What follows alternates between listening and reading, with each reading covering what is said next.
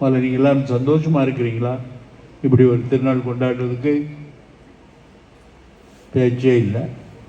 சந்தோஷமாக இல்லைல்ல? நீங்கள் சந்தோஷமாக இருக்கிறதுக்கு ஒரு மருந்து வச்சுருக்கிறேன், கொடுக்கட்டுமா?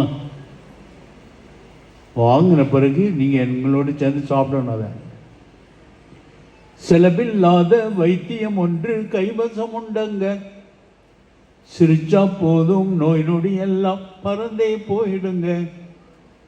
சிரிக்கவே மாட்டேங்கிறீங்களா? எல்லாரும் நோயோடு இருக்கணும்னு விரும்புகிறீங்களோ? அடுத்த 2 வரையும் ரொம்ப கவனமாக கேட்பீங்களா? சிரிக்கணும் என்ன தோணுச்சுன்னா தனியாக வேணாங்க, தனியாக சிரிச்சா பார்க்குறவங்க சந்தேகப்படுவாங்க. யாராவது ஸ்டேஜுக்கு பின்னால் போய் தனியாக நின்றுட்டு அப்படின்னு சிரித்தாங்கன்னா என்ன சொல்லுவீங்க? கோளாறு. எங்கே ஒற்றுமையாக இருக்கிறோமோ சந்தோஷமாக இருப்போம். எங்கே ஒருங்கிணைந்து செயல்படுகின்றோமோ கடவுளுடைய ஆசையை நமக்கு நிரம்ப கிடைக்கின்ற இடமாக மாற்றுவோம்.